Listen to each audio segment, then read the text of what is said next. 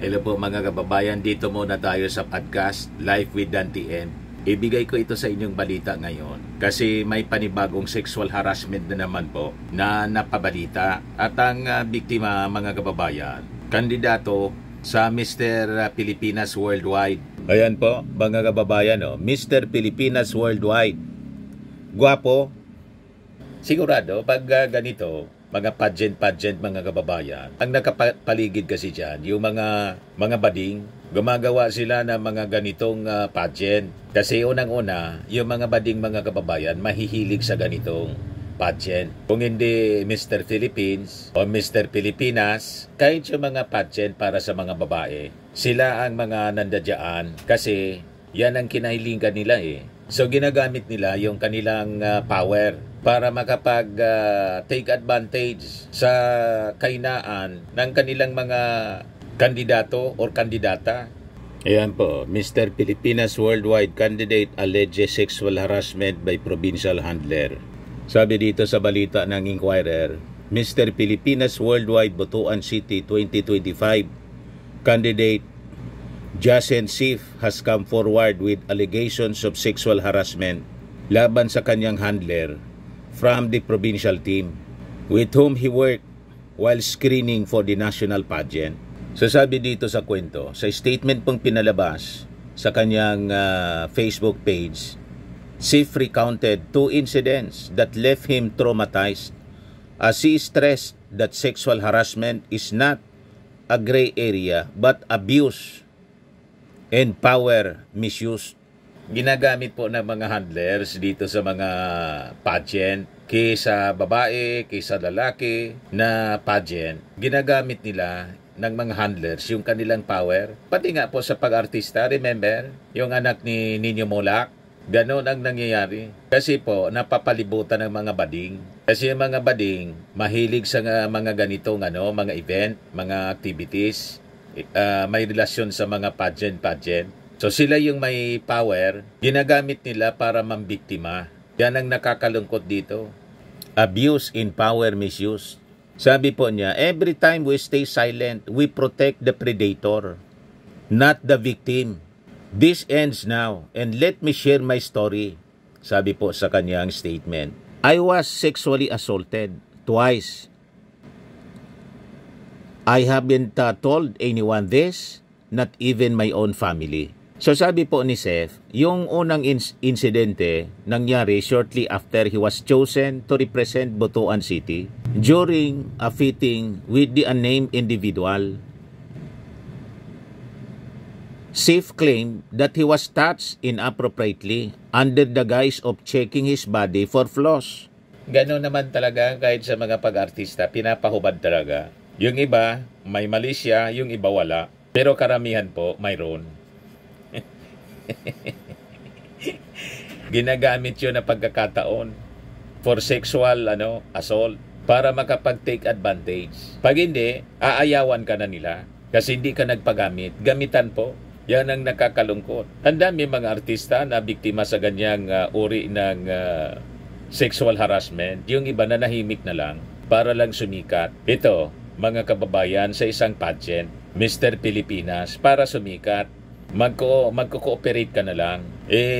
Matapang po ito pala na, matapang po itong isang kandidato nila sa Mr. Pilipinas. Ayon, ibinulgar ang mga kalaswaan na ginawa sa kanya. Not once, but twice. Pumunta niya ako sa kanyang studio for a fitting. For your information, I was still new to the whole pageantry industry. There was a moment where I had to take off my clothes for fitting, which is normal. But he then started feeling my inner thighs and checking every part of my body because he needed to check my flaws. To the point niya na nahawakan na niya yung aking pribadong parte. Sinasagi-sagi muna mga kababayan yung hita niya, madaling sabi, and later on, intentional na hinawakan yung kanyang ari.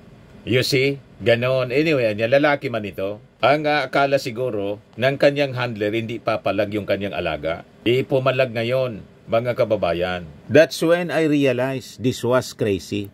but I thought maybe it was just an accident. I was in shock. I was just excited about competing nationally, so I let it slide, sabi po niya. So, pinalampas niya yung una, mga kababayan. Gwapo kasi, oh. Yan si Justin Sif, Mr. Pilipinas Worldwide Butuan City 2025 Representative. So, sabi po ni Sef, yung pangalawang assault niya happened the night before his Mr. Pilipinas screening. He said he was told there would be 2 beds in their hotel room, but there was only one, which led to the undisclosed individual repeatedly attempting to touch and hug him despite his objection. Gusto na siyang i-rape, mga kababayan. Kasi ang rape hindi man lang po sa babae, kundi pati sa lalaki. Gusto siyang i-rape. Isang kama na lang po. Ang pangako sa kanya, 2 beds. May mga rooms na ganon para makatipid. Pero 2 beds. Nakipag-sabuatan yun, mga kababayan. Siyempre, sila yung nagdidikta. Ang kinuha, mga kababayan, 1 bedroom lang, 1 bedroom lang para magkaroon siya ng pagkakataon na makapagsamantala. Ganon. Inisinyo talaga, plinano. That night, Anya, I was so uncomfortable. I did not know what to do because it was my first national pageant. And I was really tired from the flight and just wanted to rest. I lay down on the bed, on the very corner, almost falling off. That's how badly I did not want to be near him. Sabi niya, he kept bugging me and trying to hug me. Gakos-gakos. For what felt like forever. I was in shock. I was frozen. Sabi po ni Seth. Ito yung post niya, mga kababayan, sa kanyang page.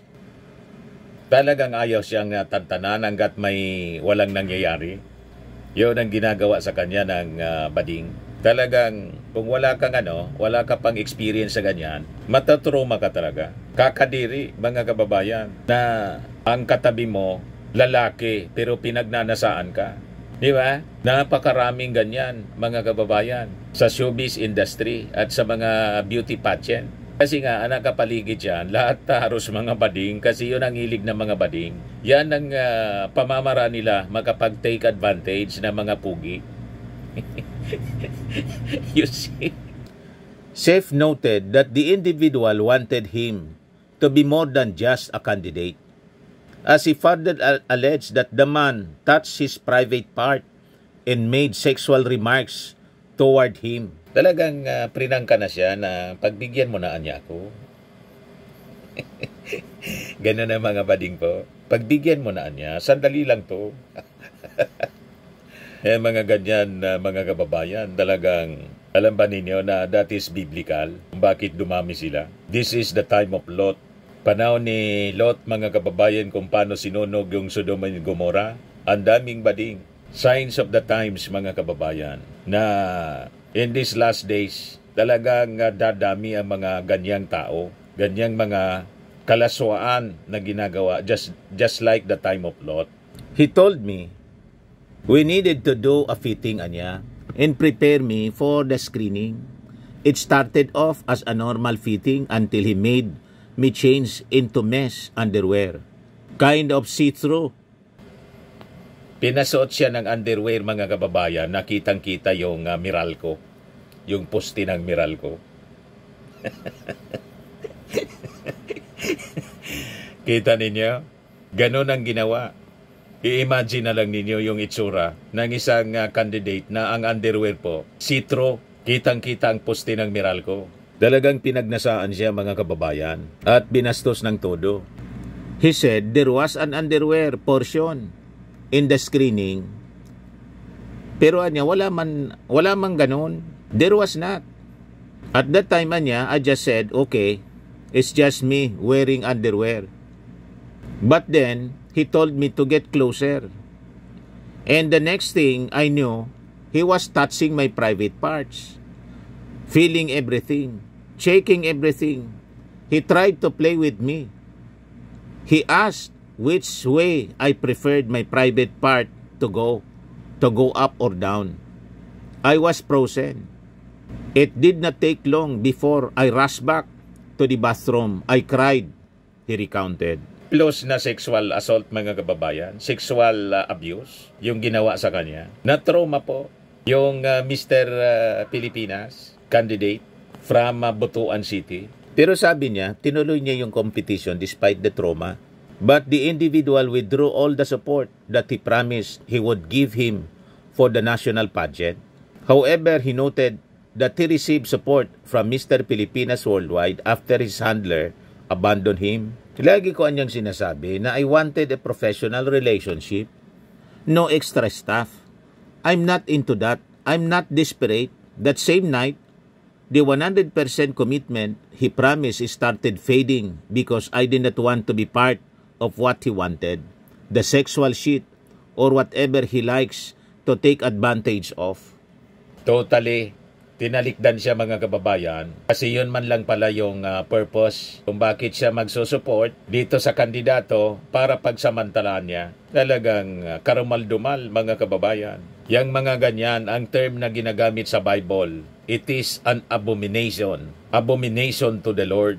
Kaya yung ginawa ng ating Panginoong Diyos sa mga kalaswaan ng mga bading, during the time of Lot, sinunog niya yung Sodom and Gomorrah. Sinunog niya. Karumal-dumal sa mata ng ating Panginoon ang ganyang mga gawain po. Seth recalled all the moments where he felt abandoned and ignored by the provincial pageant team as he warned aspiring pageant hopefuls to be cautious when choosing management or handlers. You'll all keep safe, especially those with the future in pageantry and in entertainment. Be careful, anya. Feel free to reach out to me or someone you trust before accepting any management or handler, sabi po niya sa kanyang post. O ngayon, siyempre, napareact mismo yung Mr. Pilipinas Worldwide. Nagpalabas sila ng statement. Siyempre, malaking kasiraan ito sa pageant organization, kaya kailangan nila na magpalabas ng statement. O ito ngayon, basahin natin yung statement po. Mr. Pilipinas Worldwide. Bagong grupo to. The Mr. Pilipinas Worldwide organization stands in solidarity with Mr. Jacinth Sif, MPW Butuan City 2025, in condemning any in all forms of harassment, assault, and exploitation. We are grateful that he expressed his gratitude to the MPW organization and extending help during his pageant journey. We work very hard to elevate the pageant community and promote a safe space in the industry.